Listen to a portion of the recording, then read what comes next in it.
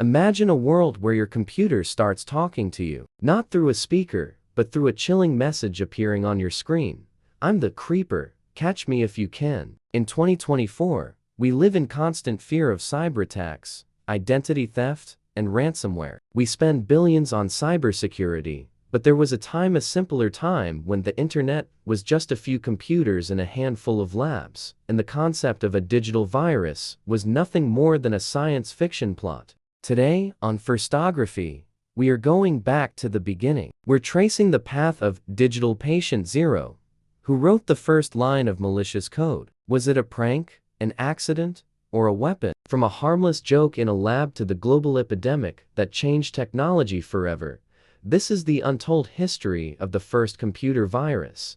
Before we can talk about the first actual virus, we have to talk about the man who predicted them. In 1949, years before most people had even seen a computer, a brilliant mathematician named John von Neumann delivered a lecture titled Theory and Organization of Complicated Automata. He proposed a radical idea, that a computer program could be self-replicating. He imagined a piece of code that could stay in a system, make copies of itself, and spread to other systems much like a biological virus spreads through a human population. At the time, this was purely theoretical. Computers were the size of rooms and had less processing power than your modern toaster. But von Neumann's automata laid the intellectual foundation for everything that was to come. He didn't want to destroy systems. He wanted to understand the limits of machine intelligence. Little did he know, he had just described the ultimate digital weapon. The year is 1971. The internet, as we know it, doesn't exist yet. Instead, there is ARPANET, a small network connecting research institutions and the military. It was a closed, trusted community. There were no passwords, no firewalls, and no hackers. Enter Bob Thomas. He was a researcher at BBN Technologies. Bob wasn't a criminal. He was an innovator. He wanted to see if a program could move from one computer to another across a network.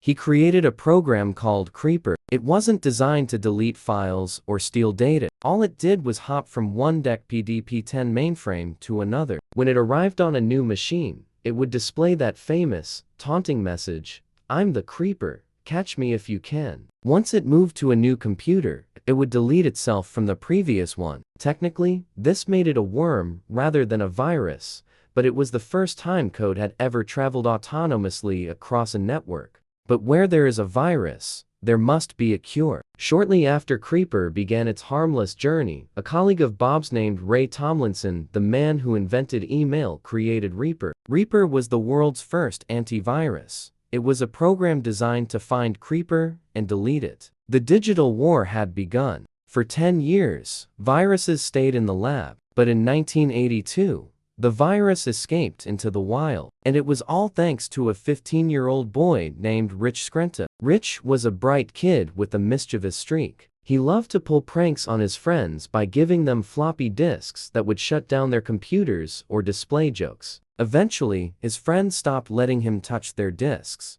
So, Rich wrote a program that could spread on its own. He called it Elk Cloner. It targeted the Apple II operating system. Whenever a user inserted an infected floppy disk into a computer, Elk Cloner would copy itself into the computer's memory. Then, when a new, clean disk was inserted, the virus would jump onto it. On the 50th time a user booted an infected disk, a poem would appear.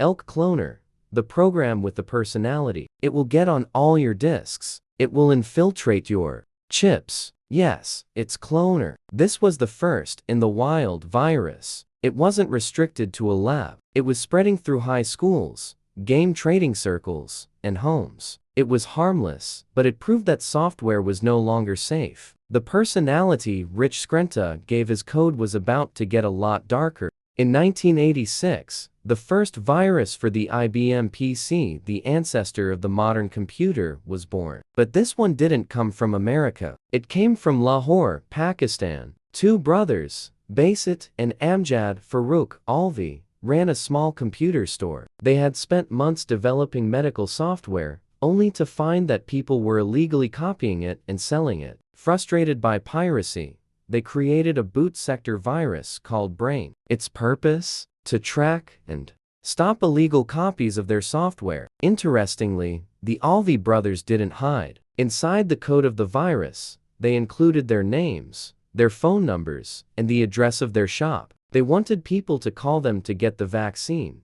They never expected the virus to spread beyond Pakistan. But within weeks, Brain had traveled to the UK, the US, and beyond. It didn't destroy data, but it slowed down the computers it infected. Suddenly, two brothers in Lahore were receiving phone calls from angry users all over the world. What started as a research project in 1971 and a prank in 1982 has evolved into a trillion-dollar industry. Today, viruses aren't just about poems or taunts. They are tools for espionage, bank robbery, and even warfare. The Creeper was a ghost in the machine, but it paved the way for the Morris worm in 1988, which crashed 10% of the internet, and the I Love You virus in 2000, which caused $10 billion in damages. We've come a long way from Bob Thomas and his taunting message. Today, every time you update your antivirus or avoid a suspicious link, you are dealing with the legacy of these digital pioneers. History is full of firsts. Some are great achievements,